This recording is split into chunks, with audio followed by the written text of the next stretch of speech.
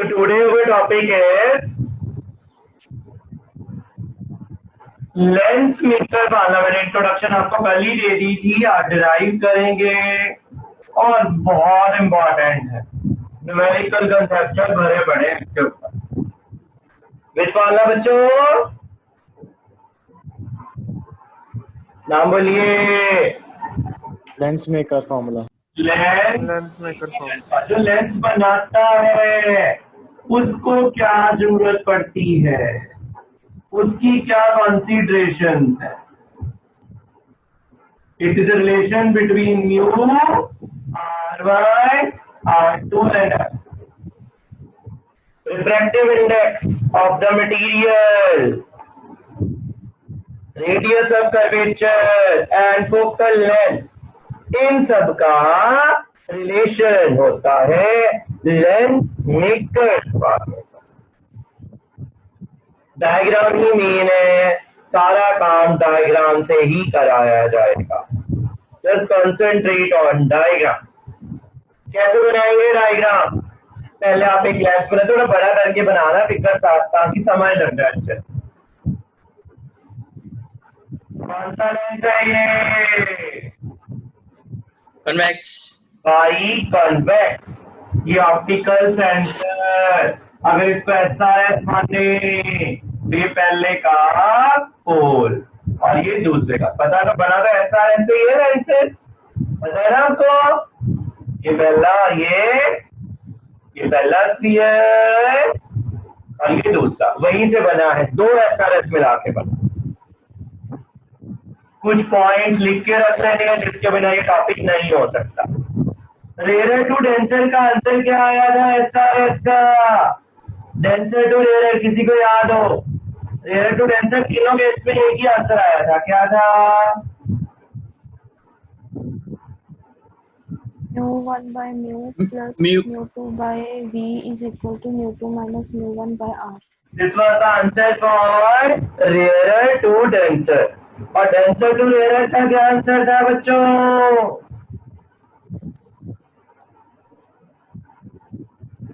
Minus mu2 by u plus u1 by v is equal to u1 minus u2 by r। लेकिन एक चीज ध्यान में रखने वाली, क्या थी बात वो जो ध्यान में रखनी है? जब हमने ये डेरिवेशंस करी थी, हर एक दूरी पोल से मेजर हुई थी। कहां से मेजर हुई थी? पोल से। All the distances were measured from the pole. यहाँ भी पोल से। लेकिन लेंस के लिए हर एक दूरी कहां से मेजर करते हो? Optical centre. कंफ्यूजन है, ये ध्यान में रखना। Optical center। थोड़ी सी इस बात का ध्यान रखना है कि दूरी पोल से मेजर हो तब ये फाना लगेगा, नहीं तो नहीं लगेगा। SRS करते वक्त भी ऑब्जेक्ट को पॉइंट ऑब्जेक्ट लिया था, यहाँ पे भी पॉइंट ऑब्जेक्ट ले लो और नॉर्मल ड्रॉ कर लो।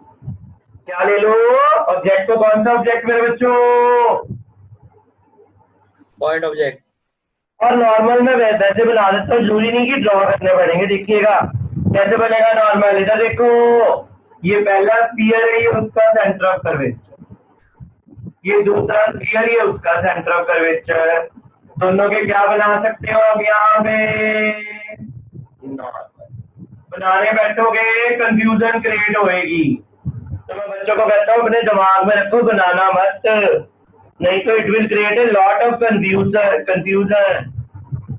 समझ गए? बनाने नहीं है, एग्जाम में दिक्कत आ जाएगी। अपने दिमाग में सोचिए कहाँ बनने हैं नॉर्मल। मेरी बात समझ लगी सबको?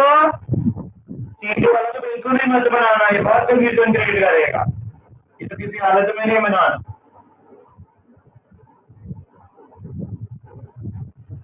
पता है क्या?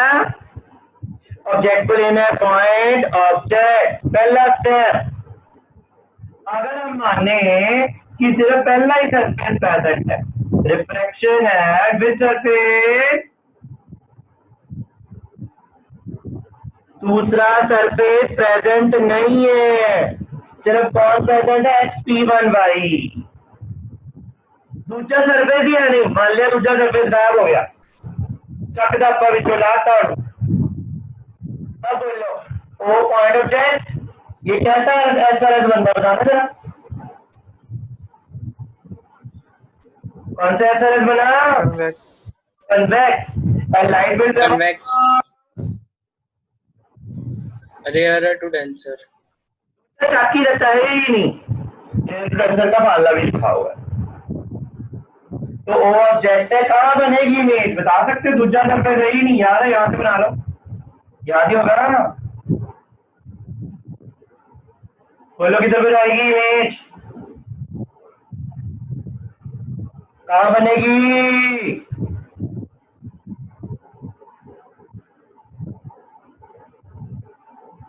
ये क्या बन गई बच्चों? Image. इन्हों I1 कहना, आई नहीं कहना, क्योंकि ये फाइनल इमेज नहीं है। बताइए जी, ऑब्जेक्ट कौन सा है xp1y के लिए?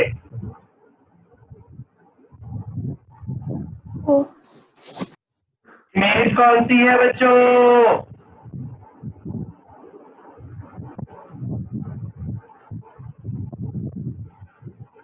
ऑब्जेक्ट हो इमेज इज I1 और रेडियस ऑफ कर्वेचर कितना है इसका?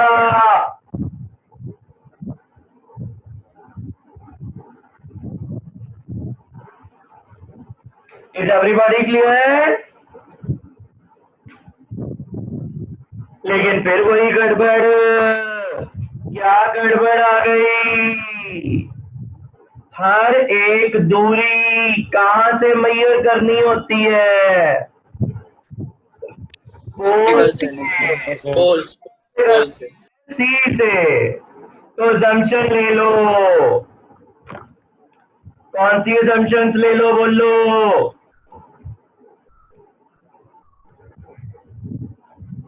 Who will tell assumption?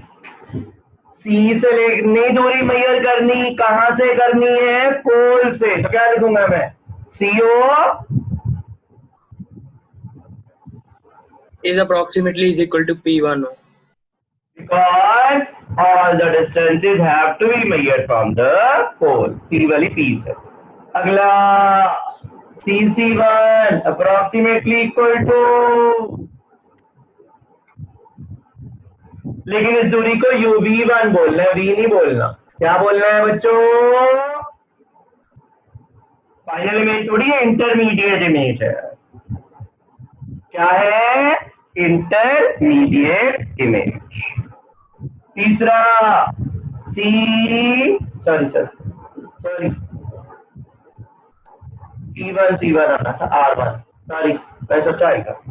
CC1 is approximately equal to P1, C1 equal to R1। पता लग गया? अब आना तो वो step, CI1 is approximately equal to,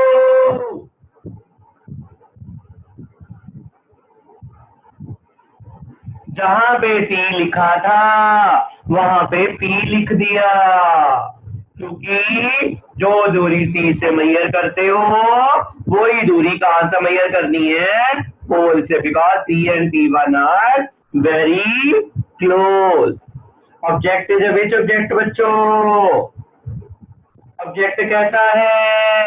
point object. Point object. किसी को यहां तक दिक्कत हो बेझिझक होके द्वारा पूछ सकते हो।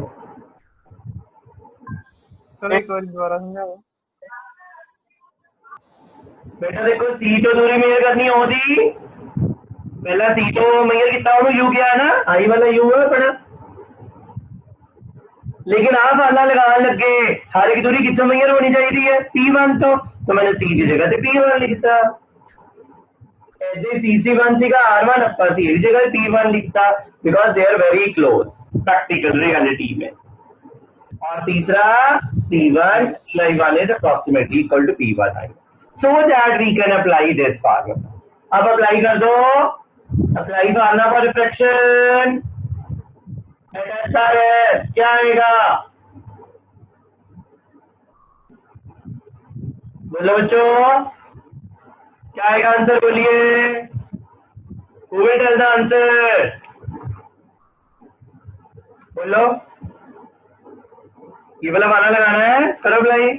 Minus mu1 by mu1 by u अगला तो समय के बताना v नाम की कोई चीज है u2 by v1 क्या है यहाँ पे v1 इक्वल टू क्या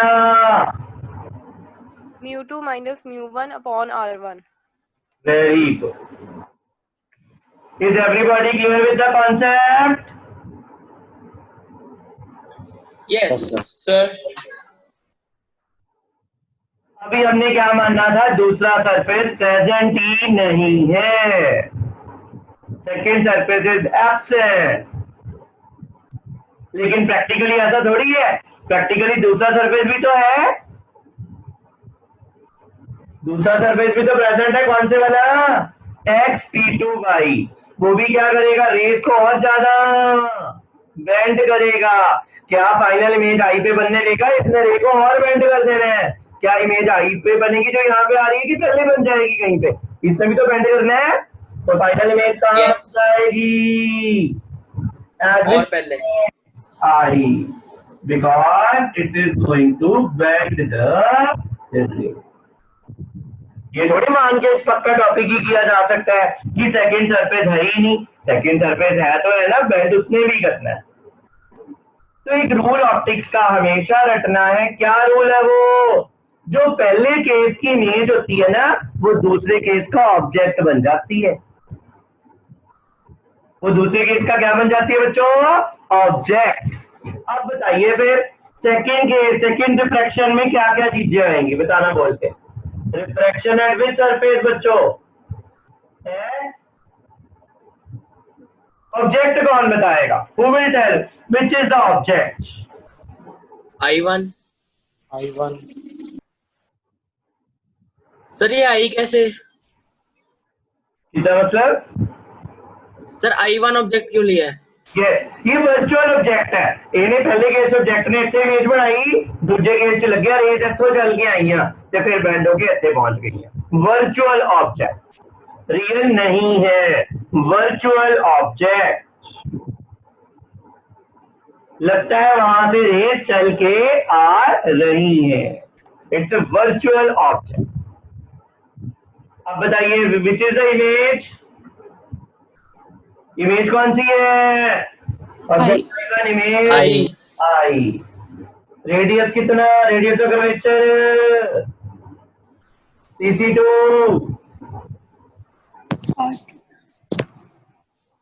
हर एक R2 मेजर करनी है फ्रॉम अब देखिए कौन बता पाएगा आंसर अब हर दूरी P1 से कि P2 से P2.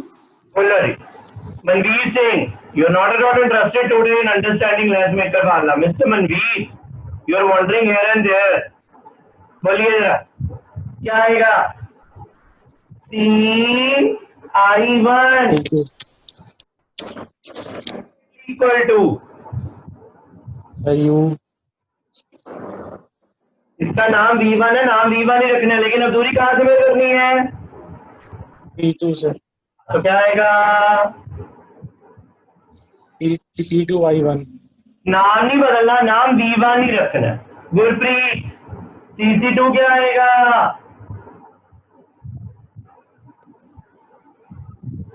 P2 C2 और है किसके बराबर R2 good Madhur CI yes CI is approximately equal to P2i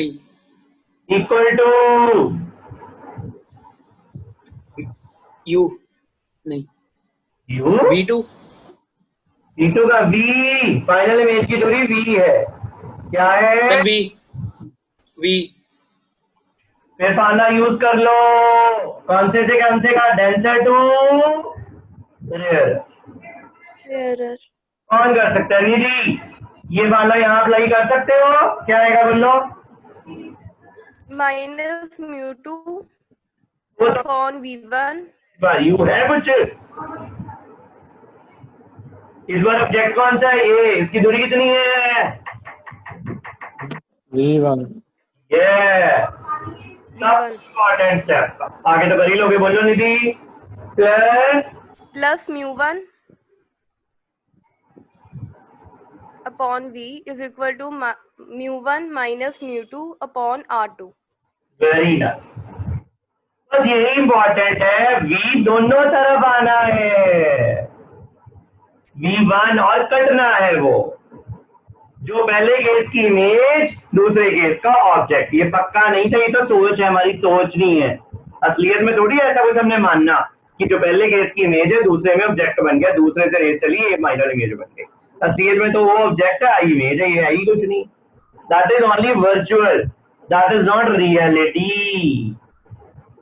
any doubts? No sir.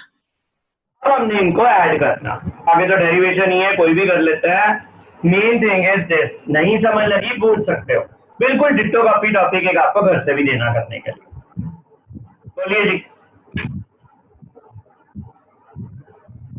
Any question in your mind?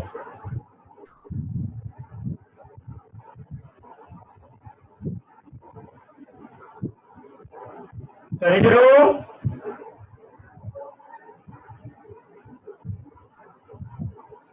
Yes sir. अब इन दोनों इक्वेशंस को ऐड कर दो। किस किस को ऐड करना है बच्चों?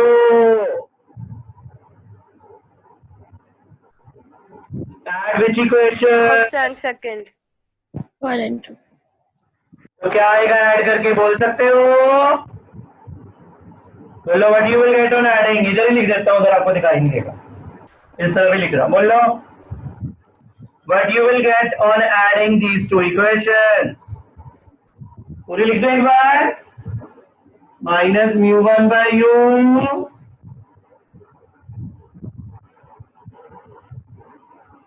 इधर क्या था? बोलो क्या क्या घट जाएगा? mu2 by v1. ये दोनों कैंसल और μ1 कॉमन आ जाएगा, क्या बचेगा? यहाँ से μ2 minus μ1 common, 1 by r1 plus के माइनस 1 बाय r। पूरी इक्वेशन को μ1 से डिवाइड कर दो।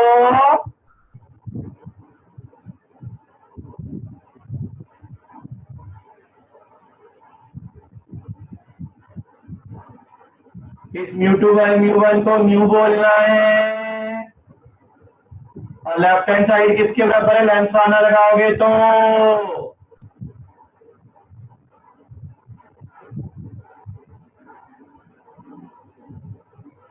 This is the most important relation called which formula बच्चों? Lens maker formula. जो लेंस बनाता है उसको इस चीज से मतलब है कि मैंने पहले का रेडियस कितना लेना, दूसरे का कितना लेना और म्यू कितना लेना, उससे वो फोकल लेंथ निकाल लेगा और उसी से वो पावर निकाल के दिखाएगा। He will find focal length and power only from that factor. Most important topic है, थोड़ा टाइम लगता है इन चीजों को समझने में, फिर भी I tried my best. You can ask your doubts now. Yes, not easy, this is quite simple.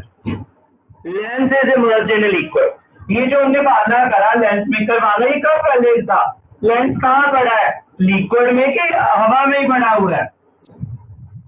Air में। तब ये आंसर आता है। लेंस इज इन, आसपास क्या है? एयर। ठीक, ग्लास ये air. Light will travel from first from air to glass है, एयर टू ग्लास लेके जाता है। तो 1/f पे लिख देना। जी बताओ ऐसा क्यों लिखा मैंने, पूरा बता दो बोल के। सर कैमरा थोड़ा ऊपर करना। Because lens is placed in air, light will travel from where to where? Air to plus। पहले कहाँ जा रही है वो देखना। तो F पे क्यों लिखा? Lens is in air, focal length is air। तो क्या जो मीडियम है वो लिख देना आसपास। मीडियम कौन है आसपास? एयर। क्यों लिखा? AMU जी ये लिखा। एयर से ग्लास में गया। राइट। अब सेकंड गेम, अब आप बताना। ये आसपास लिक्विड बह रही है, कोई भी हो सकता है। सब जगह लिक्विड। अब कौन बताएगा यहाँ पे क्या आएगा, 1/FA कि 1/FL? 1/FL.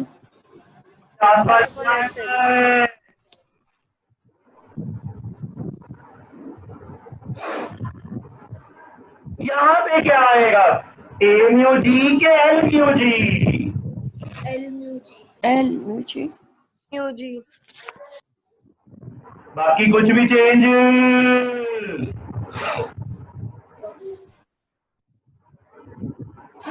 कितने बच्चों को सेकंड स्टेप पता चल गया? बोल के बताइए।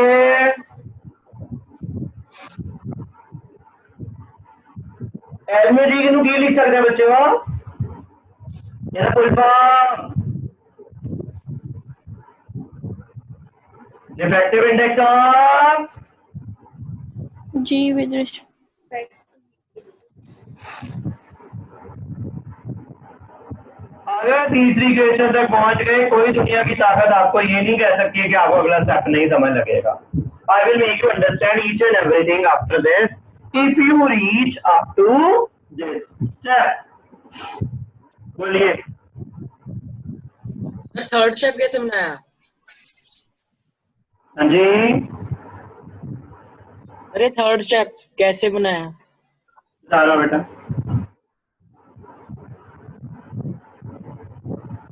आप बोलो मेरे को, इसका फार्मूला क्या आता है?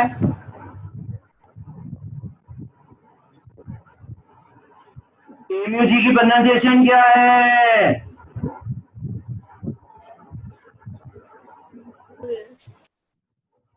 Refractive index of G. Refractive index of glass with respect to liquid, वही लिखा है, ग्लास अपॉन लिक्विड, ग्लास बटा लिक्विड, ग्लास बटा liquid, glass with respect to liquid. Clear हुआ? बोल के बताइए।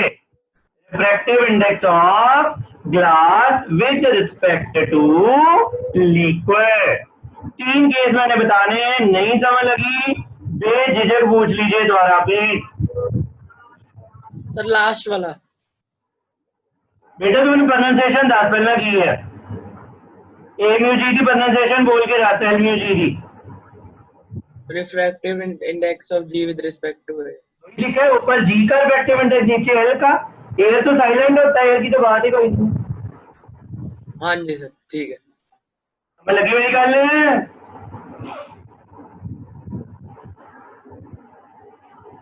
Any doubts? अब 3 केस बहुत ही ध्यान से समझना। पहला, ए म्यू जी ते ए म्यू एल बराबर है, मतलब जेड़ा लेंस होता रिफ्रैक्टिव इंडेक्स से आले दुआले का रिफ्रैक्टिव लिक्विड का दोनों की है सेम, तो क्या आंसर आएगा? 1/FL की आ जाऊगा, या दोनों चीजें बराबर हो जाए फिर 0. 0 आ गया सर 1/FL। 0 आ जाना, मन पावर की हो जानी 0। लाइट कितना निकल जानी है ਇਹਦੇ ਵਿੱਚੋਂ? स्ट्रेट। तो लेंस रहा कि डिसअपीयर हो गया? Disappear. When does a lens disappear? जब उसको किसी लिक्विड में फेंक दो और लेंस का रिफ्रैक्टिव इंडेक्स और लिक्विड का रिफ्रैक्टिव इंडेक्स क्या हो? सेम। दूसरा case, this was the case number 1। रटना है, रटना ग्राम। सेकंड केस, ए म्यू जी ए म्यू एल से बड़ा है, मतलब ग्लास का रिफ्रैक्टिव इंडेक्स ज्यादा, आले दुआले का लिक्विड का घट, जिदा पानी का घट होता ग्लास। क्या होगा? 1/FL पॉजिटिव आएगी।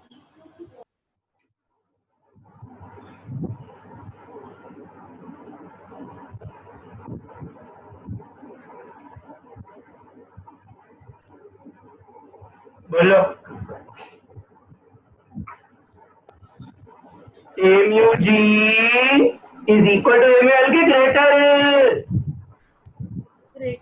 आ चीज मान दिया, इक्का था, ये तो बड़ा है, तो आंसर क्या होगा? ग्रेटर देन 1 के लेस देन 1?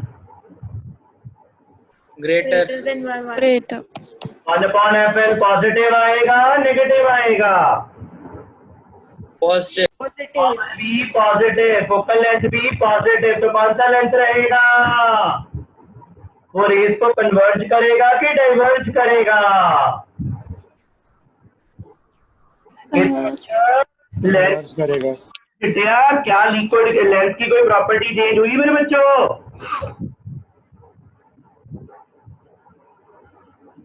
लेंथ की प्रॉपर्टी में कोई फर्क? नहीं, The property of length will remain the same.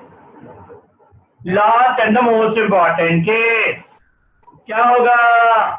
A mu G A mu L से छोटा है, मतलब ग्लास का 1.5 अलग अलग लिक्विड इससे ज्यादा कार्बन डाइसल्फाइड होता है ऐसा। अब क्या आएगा आंसर? negative, 1/fl क्या आ जाएगा? नेगेटिव, पावर भी नेगेटिव। तो लेंथ कैसा लेंथ बन जाएगा? diverging,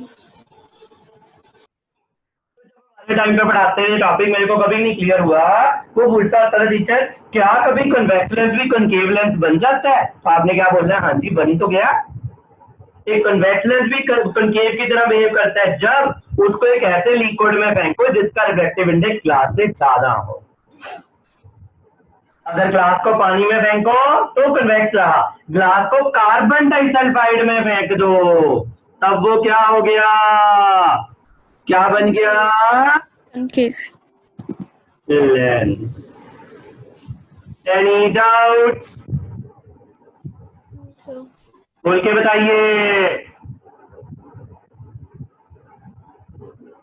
When does a convex lens behave as a concave lens?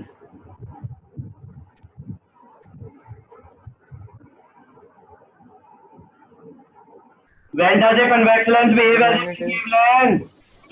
जब सराउंडिंग लिक्विड का रिफ्रैक्टिव इंडेक्स ज्यादा हो ग्लास से, जब उसको किस में फेंको? carbon disulfide, कोई लिक्विड जिसका रिफ्रैक्टिव इंडेक्स ग्लास से ज्यादा हो। कब उसकी प्रॉपर्टी पे कोई फर्क नहीं पड़ता, कब वो ग्लास जब वो उसको ऐसे लिक्विड पे फेंको जिसका रिफ्रैक्टिव इंडेक्स उससे कम हो, यहाँ पे ज्यादा। और अगर दोनों का बराबर हुआ तो वो कैसे बिहेव करेगा? As a which slab? glass slab, glass slab. दिक्कत परेशानी किसी को?